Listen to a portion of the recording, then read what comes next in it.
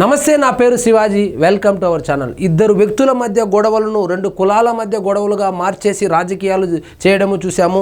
రెండు కుటుంబాల మధ్య గొడవలను రెండు కులాల మధ్య రెండు మతాల మధ్య గొడవలుగా మార్చేసి రాజకీయాలు చేయడము చూసాము. రెండు వర్గాల మధ్య రెండు ఫ్యాక్షన్ వర్గాల మధ్య గొడవలను కూడా రాజకీయాలకు వాడుకునేది చూసాము. అలాంటి రాజకీయాలు చేయడానికే ఇప్పుడు ఆంధ్రప్రదేశ్లో కొంతమంది అయితే ప్రయత్నిస్తూ ఉన్నారు.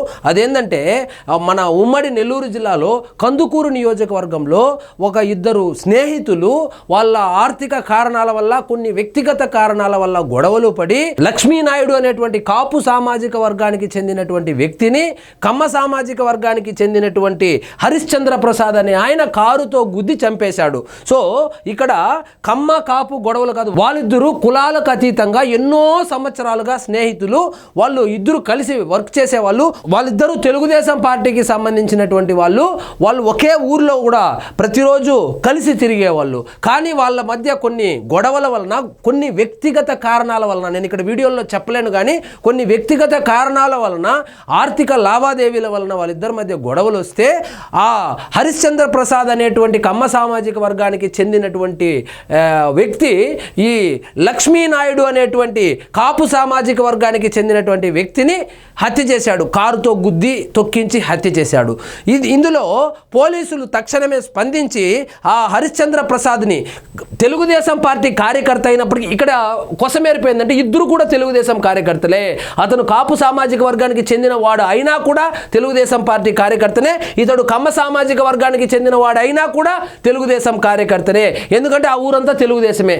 ఈ సంఘటన జరిగినటువంటి ఊరు ఏదైతే ఉందో ఆ ఊరిలో మొత్తము 90% తెలుగుదేశం కార్యకర్తలే ఉంటారు, తెలుగుదేశం పార్టీ సింపథైజర్సే ఉంటారు. సో పోలీసులు అయితే కనుక తక్షణమే కేసు పెట్టి హరిశ్చంద్ర ప్రసాద్ను వాళ్ళ తండ్రి గారు అయినటువంటి మాధవరావును అరెస్టు చేయడము, రిమాండ్కు పంపించడం కూడా జరిగింది. ఈ మొత్తం వ్యవహారాన్ని కమ్మ కాపుల మధ్య గొడవలు సృష్టించడానికి, కమ్మ సామాజిక వర్గానికి చెందినటువంటి వ్యక్తి కాపు సామాజిక వర్గానికి చెందినటువంటి వ్యక్తిని చంపేశాడని చెప్పి కొన్ని కుల సంఘాలకు చెందినటువంటి నాయకులు దీన్ని రాజకీయాలకు వాడుకుంటున్నారు. సో రాజకీయాలకు ఎప్పుడు శవం కనపడితే అప్పుడు శవ రాజకీయాలు ఏ పార్టీ చేస్తుందో మనకు అందరికీ తెలుసు. శవం కనపడితే చాలు వీళ్ళకు ఊపు వచ్చేస్తుంది, ఉత్సాహం వచ్చేస్తుంది.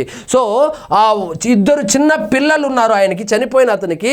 వాళ్ళ ప్రాబ్లమ్స్లో వాళ్ళుంటే అతని చావుని కులం రంగు పులిమి ఎలాగైనా కమ్మ సామాజిక వర్గము కాపు సామాజిక వర్గం మధ్య గొడవలు సృష్టించి ఈ కూటమికి బీటలు పడేలాగా చేసి చంద్రబాబు నాయుడు గారు, పవన్ కళ్యాణ్ గారు విడిపోవాలి, జనసేన పార్టీ తెలుగుదేశం పార్టీ విడిపోతే మనం ఈజీగా 2029లో గెలవచ్చనేటువంటి దురుద్దేశంతో వైఎస్ఆర్సీపీ పార్టీకి సంబంధించినటువంటి కొంతమంది నాయకులు కావచ్చు, వైఎస్ఆర్సీపీ పార్టీకి సంబంధించినటువంటి సాక్షి మీడియా కావచ్చు, పదే ఈ రెండు సామాజిక వర్గాల మధ్య గొడవలు పెట్టాలని చూస్తూ ఉంది.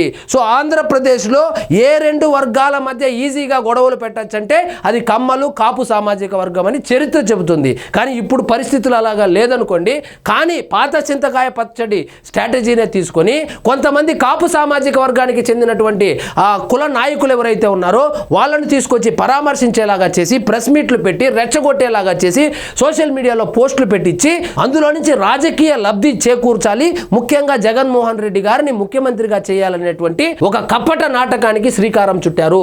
సో ఎస్పీ గారు ఒకటే మాట చెప్పారు, ఇది కేవలము ఆ ఇద్దరు మిత్రుల మధ్య జరిగినటువంటి కక్షాపూరితమైనటువంటి పర్సనల్ ప్రాబ్లమ్స్ వల్ల, అదేవిధంగా వాళ్ళకు ఉన్నటువంటి ఆర్థిక లావాదేవీల వల్ల జరిగినటువంటి గొడవ. లక్ష్మీనాయుడు అనే ఆయన హరిశ్చంద్ర ప్రసాద్ దగ్గర 2,30,000 రూపాయలు ఎంతో అప్పు తీసుకున్నాడని, దానికి బదులుగా ట్రాలీ ఏదో ఇచ్చాడని, ఇంకా 50,000 రూపాయలు బాకీ పడ్డాడని, దానికి సంబంధించి వాళ్ళ మధ్య తరచూ గొడవలు జరిగేదని ఆ ఊర్లో అయితే అనుకుంటా ఉన్నారు. కానీ ఏది ఏమైనప్పటికీ ఈ కుల నాయకులు ఎవరైతే ఉన్నారో, కుల సంఘాల నాయకులు ఎవరైతే ఉన్నారో కులాల మధ్య గొడవలు పెట్టి కూటమిలో బీటలు వచ్చేలాగా చేసి, కూటమి విడిపోయేలా చేసి జగన్మోహన్ రెడ్డి గారిని ముఖ్యమంత్రి చేయాలని చెప్పి పగటి కలలు కంటున్నారు. సో ఈ కేసుకు సంబంధించి ఎవరైనా ఫేక్ న్యూస్ కనుక స్ప్రెడ్ చేస్తే 353 BNS 353(2)(3) ప్రకారము వాళ్ళ మీద కేసులు బుక్ చేస్తామని ఎస్పీ గారు అయితే చెప్పుకొచ్చారు. సో మతాల మధ్య గొడవలు పెట్టాలని చెప్పి పాస్టర్ ప్రవీణ్ చనిపోయినప్పుడు రెండు మతాల మధ్య గొడవలు పెట్టాలని చూశారు. ఎన్నోసార్లు పిఠాపురం నియోజకవర్గం వేదికగా కాపు సామాజిక వర్గానికి, అదేవిధంగా ఎస్సీ సామాజిక వర్గానికి గొడవలు పెట్టాలని చూశారు. అదేవిధంగా మొన్న చిత్తూరు జిల్లాలో అక్కడ అంబేద్కర్ గారి విగ్రహానికి నిప్పు పెట్టి పెట్టి దళిత సామాజిక వర్గాలకు అగ్రవర్ణాలకు మధ్య గొడవలు పెట్టాలని చూసి అక్కడ కూడా ఫెయిల్ అయ్యారు. ఎలాగైనా ఈ కూటమికి బీటలు పడేలాగా చేయాలి, వీళ్ళిద్దరూ విడిపోవాలి, వీళ్ళిద్దరూ విడిపోతే కానీ జగన్మోహన్ రెడ్డి గారు ముఖ్యమంత్రి కాలేడనేటువంటి నెపంతో వ్యక్తిగత కక్షలకు కులం రంగు పూసి దాన్ని పార్టీల మీదకు రుద్ది వీళ్ళు రాజకీయ లబ్ధి పొందాలని చూస్తున్నారు. కాబట్టి జనాలన్నీ గమనిస్తున్నారు. ముఖ్యంగా ఈ రెండు సామాజిక వర్గాలకు చెందినటువంటి యువత కావచ్చు, ఎవరైతే సోషల్ మీడియాలో యాక్టివ్గా ఉంటారో వాళ్ళు దయచేసి దీనికి సంబంధించి ఫేక్ న్యూస్లు స్ప్రెడ్ చేయొద్దండి. ఎందుకంటే ఎస్పీ గారు చాలా స్పష్టంగా చెప్పారు దీనికి కారణం ఏంది, అరెస్ట్ ఎందుకు చేశారు, వాళ్ళని ఎందుకు రిమాండ్కు పంపించారని చెప్పి చాలా క్లియర్గా అయితే చెప్పడం జరిగింది. దీని మీద ఎవరైనా ఫేక్ ప్రాపగండా చేస్తే ఖచ్చితంగా చర్యలు తీసుకుంటామని కూడా చెప్పడం జరిగింది. సో ఇదండి ఈరోజు మన టాపిక్. మీకు ఈ వీడియో నచ్చినట్లయితే లైక్ చేయండి, షేర్ చేయండి, ఛానల్ మాత్రం సబ్స్క్రైబ్ చేసుకోవడం మర్చిపోవద్దు.